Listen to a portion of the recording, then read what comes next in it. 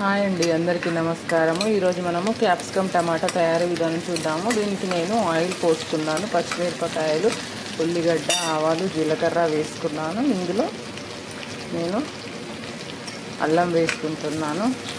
అల్లం కొంచెం ఫ్రై అవ్వాలి.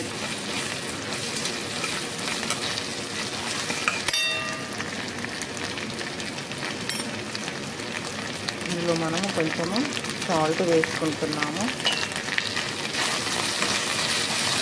సాల్ట్ కూడా కొంచెం ఫ్రై అయిన తర్వాత ఇందులో కొంచెం పసుపు వేసుకుంటున్నాము.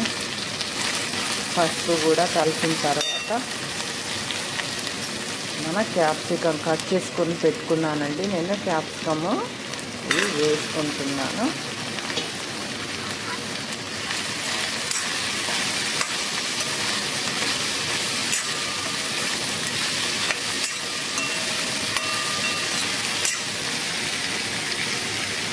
ఒక 5 నిమిషాలు దీన్ని మనం మగ్గనిద్దాం. చూడండి, నేను ఇందులో కొన్ని మొలకెత్తిన బఠానీలు వేసుకుంటున్నాను. చూడండి, బఠానీలు ఎందులోకైనా బాగుంటాయండి.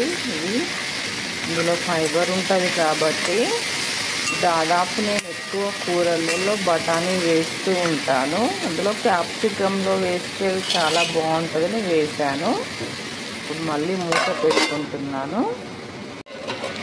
చూడండి, కొంచెం ఉడికిన తర్వాత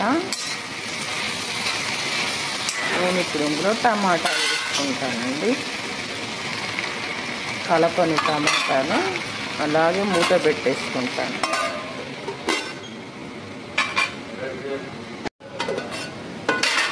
చూడండి, ఇప్పుడు మనము ఇందులో కారం వేసుకుంటున్నాము. కారం వేసుకొని మళ్ళీ నేను ఒకసారి దీన్ని కలుపుకుంటానండి.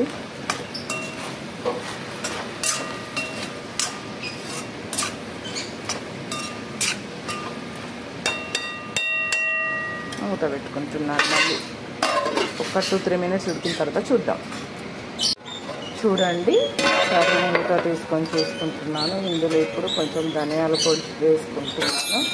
అదేవిధంగా కొత్తిమీర కూడా వేసుకుంటున్నాను. అంతేనండి, మన క్యాప్సికమ్ బఠానీ టమాటా కర్రీ రెడీ. ఆరోగ్యానికి చాలా మంచిదండి. చేసుకోండి, తినండి. ప్లీజ్ అండి, నా వీడియోని సబ్స్క్రైబ్ చేయండి, లైక్ చేయండి, షేర్ చేయండి. థ్యాంక్ యూ అండి. Thank you for watching. చూడండి కర్రీ